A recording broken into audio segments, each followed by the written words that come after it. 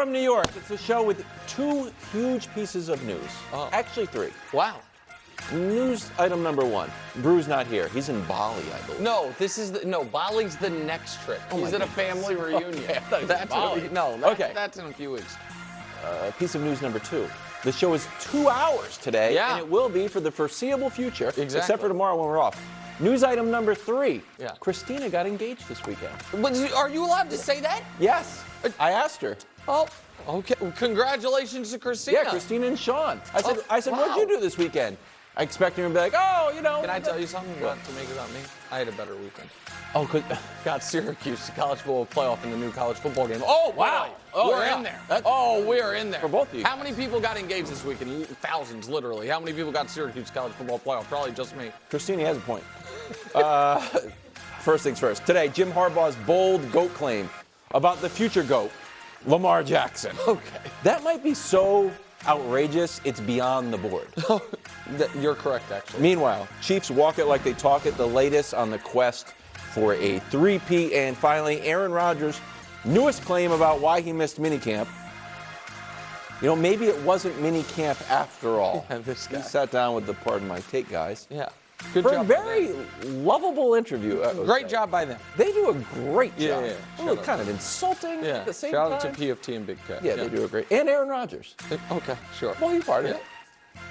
Okay. Alongside Nick Wright, there's not Chris Broussard. Coach Mangini will join us later on, as well as Greg Jennings, who is driving from the airport. Yeah, Greg Jennings coming straight here from the airport, so it'll be great. You know, I made the intro twice as long. Yeah, exactly. You're already panicked.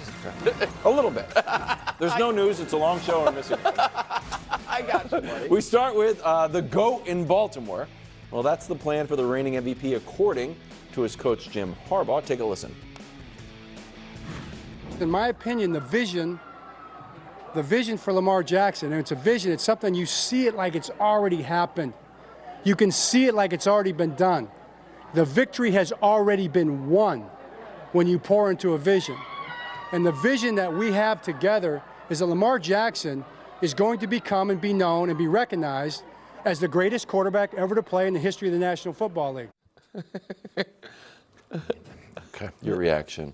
All right, well, so the first step to that, I guess, would be to be known as definitively the best quarterback in your own division currently playing. That would be like one of the first steps en route to being the greatest quarterback to ever play. Yep. So here's the thing, because I don't want to.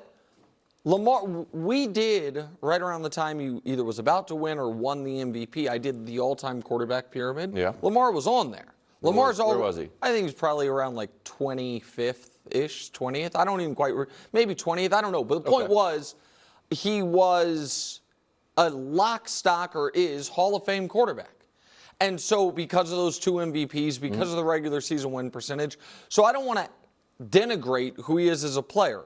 The problem, I think, is there are 2 guys who have a really strong argument.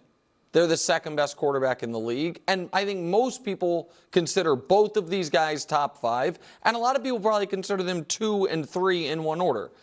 And they have a similar issue in Josh and Lamar, which is they both have, they're different, a very clear stumbling block to getting to where they're trying to get to.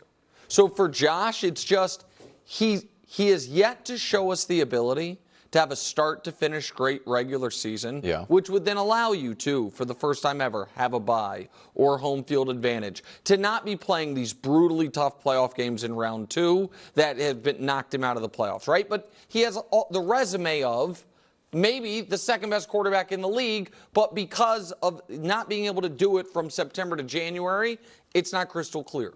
For Lamar, it's very different than that, because you can make a case that from September to January, Lamar's the best quarterback in the league. Yeah, you want to see the case? Yeah, let me see it. First Go 6 ahead. years as a starter. Regular season, Lamar is number 1. Yeah. A 753 win percentage. Problem when we get to the playoffs, unfortunately, is 2 and 4. Yeah. He's got 2 MVPs. So if you want to say he's the GOAT, regular season GOAT, you can get pretty close to it. And to be fair, he doesn't quite have a better regular season win percentage than Mahomes, sorry. but he has the 2 MVPs, and people would argue he didn't have, at least at the beginning of his career, the supporting cast Mahomes had at the beginning of his. He had to play his rookie season, which took some which Mahomes didn't have to deal with. But it's then, so now we can put up my graphic because this is what works against him. He is in the regular season, just throw out his rookie year because it's unfair to him. Since I'm just using passer rating because Lamar does more than that. Obviously he has, but even just passer rating, he's 6th in the whole league. And then in the playoffs drops all the way to 21st. So for Lamar, before you can have any of these discussions, because Wilds, if you were to say, other than Mahomes, what quarterback would you like to have on your team for this coming regular season? Me? Yeah. Drake May, probably, okay. But then probably Lamar. Lamar, right? Yeah. It's a legitimate. But if I were to say to you, you have a playoff game this weekend, I think I would take Mahomes, Allen, Burrow, Stroud. I can't say Stroud. He just beat Stroud. Okay, Stroud's hype needs to. Everyone put Stroud over Lamar, and I love C.J. Stroud. The guy won the MVP. They played head-to-head, and he beat him. He beat him twice. All right, so let's take Stroud off it. That's fine. I disagree. I think Stroud in 1 year has as many great playoff games as Lamar has in his career. But take Stroud off it. That's fine. If Goff, Jordan Love, Baker, in a playoff game, Baker has 3 times as many excellent playoff games as Lamar does. Stafford, no question. Dak, I would rather have in a playoff game. Okay, let's hit the brakes. Let's hit the brakes. What's the argument? What's the argument against it? What's the argument against there being 10? That's the problem. There's 10 guys in this league that if you were told, at least for me, I was told we have a playoff game this weekend, who can I pick at quarterback that I would name before I name Lamar Jackson? The numbers aren't kind to him in the playoffs. Hopefully it's just small sample size. I mean, it's 6 games, but 6 games not that small. Playoff kind games. of small. Who would you rather have in a playoff game this year, Jalen Hurts or Lamar? I like Jalen Hurts. Yeah, I mean, so that's the problem is the dichotomy between it. Because over the course of a regular season, other than Mahomes, you could say Lamar is the clear-cut number 1 draft pick. But over the course of a postseason, I think there's a third of the league you'd rather have. All right, so let's get into the playoffs. Super Bowl odds for the Ravens right now. Rematch. I didn't even mention Trevor. Oh, my goodness. No, there's a reason you didn't mention Trevor. Yeah, he's good for half.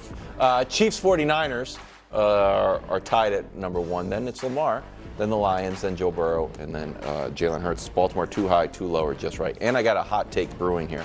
Oh, do you want to start with it? No, because it's a take that comes after your take. I think they're too high, meaning I don't think they should be 3rd. I think they should be closer to 7th or 8th. Oof. As far as they lost 2 key offensive linemen. Mm-hmm. They lost multiple members of a great defense and their defensive coordinator. They are in, I think we all agree, the toughest division in the sport, and a schedule that is harder than really imaginable. Their road games are, other than the Giants, their road games are Kansas City, Dallas, Tampa, the Chargers, Houston, and the 3 road divisional opponents. They have 1 gimme road game all year long. And so, and look at it a different way, Wilds.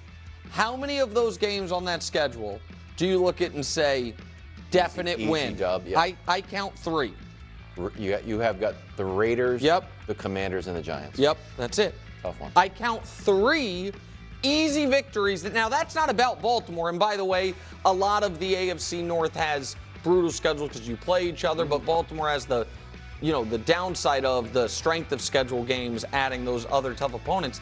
So it's just a impossibly tough schedule coming off a year where the defense was great and you lose the coordinator. So I just think I think that's too high. And by the way, I heard, gosh darn it, Football Outside, Aaron Schatz this week talking about how they have Baltimore as either the best or the second best team in the league going into this year. Baltimore and San Francisco. Like a lot of the smart analytics folks love Baltimore.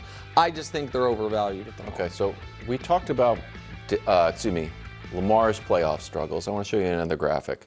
and this is boiling hot, so I'm not actually going to say it. I'm just going to present some stuff and try to convince you to say it. Ravens in the playoffs under John Harbaugh. Started off really good.